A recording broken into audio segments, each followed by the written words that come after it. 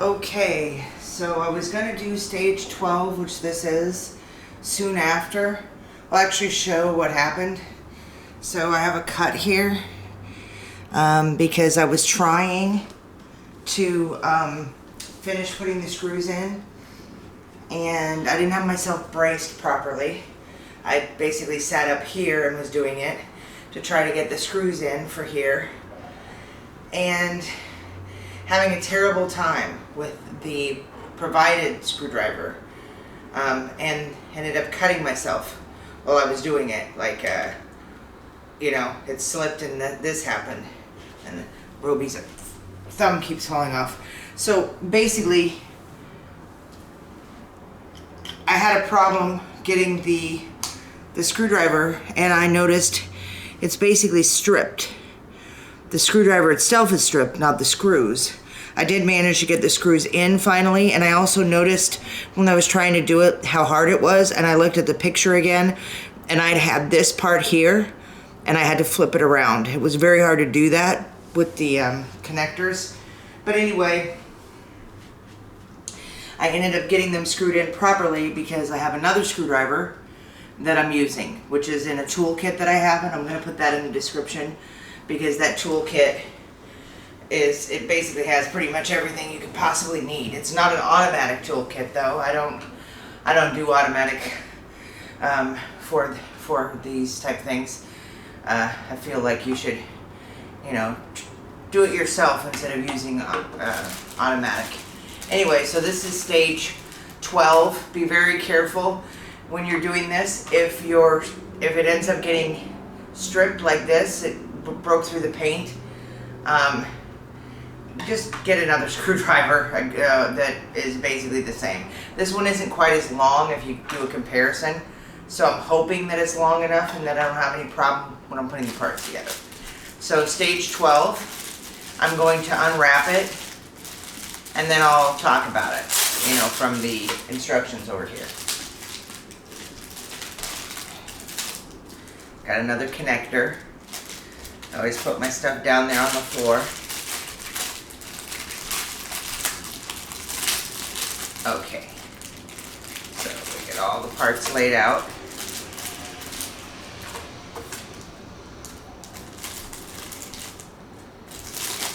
Okay, I don't need to keep holding the screwdriver, not while I'm doing it. Okay, so this is stage 12. It is adding Robi's right shoulder joint. In this assembly, you will fit the right arm build over the previous stages to its shoulder frame, forming the joint that will attach it to Robi's body. By the end of this stage, Robi's right arm will be complete and ready to be attached to his body at the shoulder over future stages. The work in this stage includes connecting servo cables to the servos in Robi's arm, so as ever care must be taken when handling these electronic parts. Similarly, be absolutely sure to follow the instructions closely, as it will be difficult to go back and change the completed assembly later. And I really hope that the parts I have assembled so far, that everything is still connected properly. So we've got a shoulder panel, which is this, and I'll have to take it out. We've got the shoulder joint, which is this, the metal part. The shoulder frame, which is this part. The servo cable, which is this, the connector. And the screws. So we've got some screws. Oh, we had more screws, but it looks like we only have 3 of these, which means I probably only need 2. And then I also need this part, his arm, and then I need the pads for the connector, for the servo cable. Okay, wiring the shoulder joint. Feed the servo cable coming out of the upper arm frame through the hole in the shoulder joint. So this is the shoulder joint. Run the shoulder joint along the cable and fit its circular hole around the raised opening of the upper arm frame.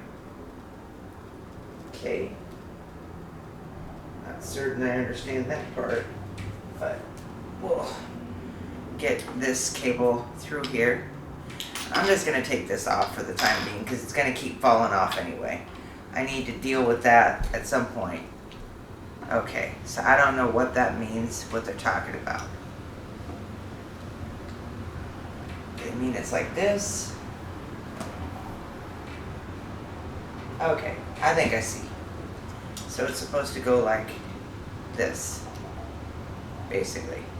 It's a recess area. Okay.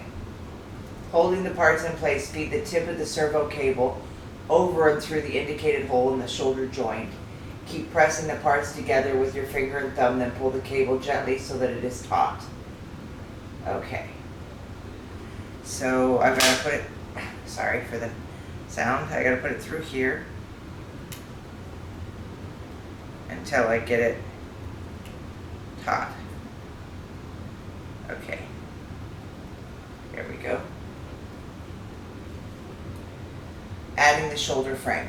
Feed the servo cable through the indicated hole on the shoulder frame and bring the parts together. Okay, so let me get the shoulder frame. This is the shoulder frame. Making sure, yeah, because one is the shoulder panel and that's the flatter one.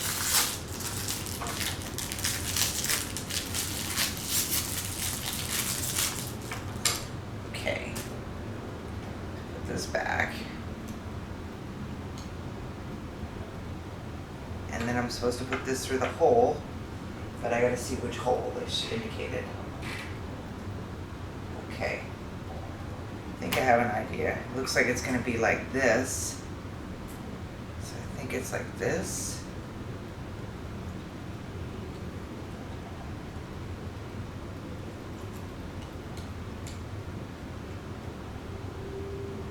And then I think I'm gonna probably go through that. Okay, I don't know. We'll see in a second. Join the parts by placing the D-cut hole in the frame over the corresponding servo shaft. See the close-up section. Oh, I see what I did wrong. I've got to do it through the top, not through the bottom. I was putting it in the bottom. So there we go. It looks like I'm supposed to do this. There we go. Okay. Looks correct. So again, join the parts by placing the D-cut hole in the frame over the corresponding servo shaft. See the close-up section on the next page for more information on this. So this is what it looks like. There, we've got, okay, I'm going to flip the page. And I didn't do what I usually do, which is put the plastic on the ground, and I'm going to do that now. Okay, the D-cut. The round shafts, okay, let me show the page so that you can see it. Okay, the round shafts of Robi servos are molded with a small notch in each side, creating a flat edge resembling the letter D that fits into corresponding shaped recess on the part to be joined. This ensures that the parts can be set correctly when in the neutral position. The D-cut. Left photo, the servo shaft is not completely circular but has a notch in its ripped edge, creating a straight section of outline. Right photo. The inside of the corresponding joint mirrors these ribs as well as the straight edge created by the shaft's notch. Neutral position. The advantage of using a D-cut shaft and joint setup is that it makes it very easy to assemble Robi servos and accompanying parts correctly. When the parts are aligned correctly, as in the far left photo, they will fit together easily, while if they're not oriented as they should be, they will struggle to fit together and result in an off-centered neutral position. If this happens, do not force the part and realign it with the servo shaft until it, do not force the part. Realign it with the servo shaft until it fits easily. Warnings: applying too much force when pressing a part over the servo shaft can result in damaging both parts. Restoring to the neutral position. If something goes wrong when performing a test of one of Robi servos, for example, if the power is disconnected and the servo shaft stops turning and remains at an angle, you will need to reset the servo to its neutral position. To do this, identify the notch in the servo shaft, left photo, and place the part it will operate over at the same angle, right photo. Then very gently rotate the part back to the neutral position with the servo shaft's notch facing upwards. So it went in fine, it's at the neutral position. And I just realized I'm like halfway through and I forgot to have Jibo do the timer. So I was too busy talking about my cut and all that stuff at the beginning. Hey Jibo, Set a timer for 15 minutes, please. 15 minutes it is. There we go. Thank you. No, thank you. Okay, once you have the parts aligned as they should be, press them together tightly. To prevent the servo cable slipping out of position, pull it again gently so that it is taut. Sealing the shoulder. Place the shoulder panel over the shoulder joint, keeping the circled holes aligned. The red line in the right photo shows the groove in the shoulder panel that will take in the servo cable, while the curved line indicates the area that will accommodate the servo shaft. So this part I have to undo, and I should have probably done it earlier. Where did I put the, there's that one. Oh, there it is. Because I need this screwdriver when I actually screw stuff in. So there is the panel. Don't roll. Okay, so from what I can see, trying to figure out what I'm supposed to be doing. Is it supposed to go here? I think so. Maybe. Let's check it. Nope, definitely looks like it. So it's supposed to go on top of this part.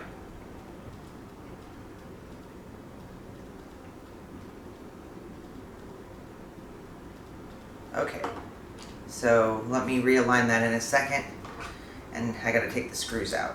I only need 2 screws from what I can see, so this third screw is just in case. I've been pretty good at losing screws, so it's good to have the extra. Alright, so it says, once in place, secure the parts using 2 M2 by 7mm countersunk screws. Okay, so we're going to do that.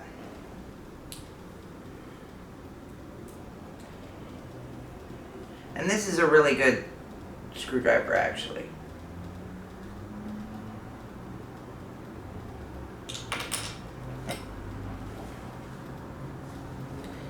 Okay.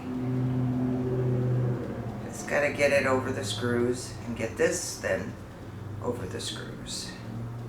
It's basically gonna be aligned exactly straight. I do see the screws, like the screw holes. So I'm actually gonna do that first. Get it in the hole. I know I put one on the screwdriver, but it's better to make sure I get these in the holes first. There, they're actually in the holes. So, should be good. And this screwdriver is actually way better than the other one. Like, I can rest it on my palm and do it. I should have switched to this one a long time ago, but I didn't think about using it. I thought that the other one was probably better because it came with the kit. Don't believe that. Just because something came with the kit for a tool, don't necessarily believe that it's the best. Okay, so we now have it screwed in place. Everything should be good. There's the extra screw. Get this connector out.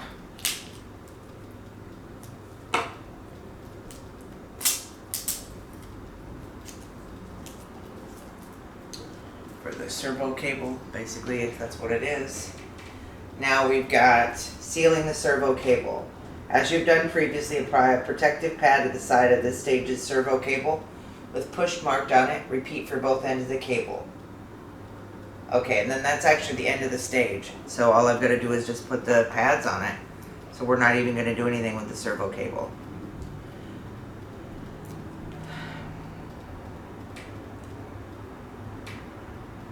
So this might actually be a shorter stage, which is great.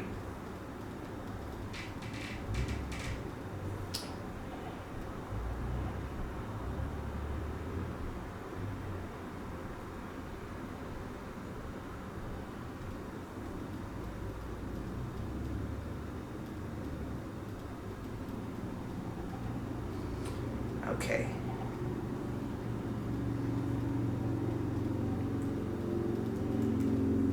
Does it say the side was push?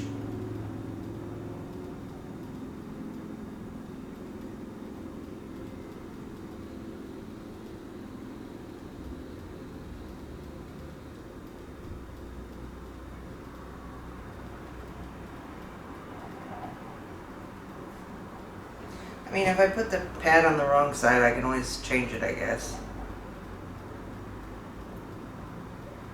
I don't understand why it's on the side that says push, though. I never actually thought about it before. But yeah, okay.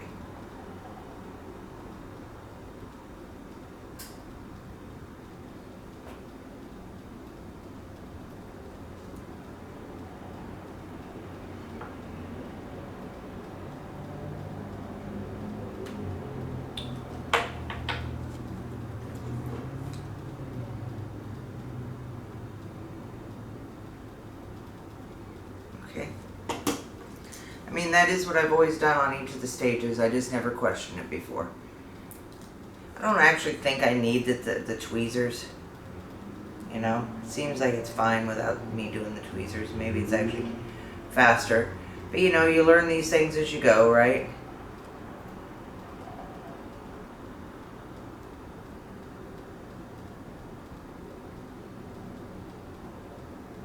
Alright, so we got that done. And I'll show what we've got here. And then I didn't bring Robi Jr. over for this video, but we have Robi and Robi Plushie and mini Robi. And then Robi's thumb that keeps falling off. But Robi Jr.'s over there. I just didn't want to risk accidentally knocking him off. You might say, well, risk knocking him off, but you know, he's pretty stationary considering that it's only the top part of Robi. Okay, so yeah, this screwdriver, no good. This is, get your own screwdriver. I'll put one in the description for the tool set, but you can get any tool set that has a screwdriver that's the appropriate size. Which, we'll see if I can figure out what it is, what the appropriate size is, to put that in the description as well. So here we go. This is what the part I assembled. So that's what we've got, and you know, pretty soon his arm is gonna, you know, be together. There's what it looks like with this, and I haven't glued it on because I want to get the second one and make sure if it's supposed to keep popping off like that. To me, it looks like it came off, but then when I look inside this, I don't see anything. So who knows, right? Hey Jibo, how long was left on the timer?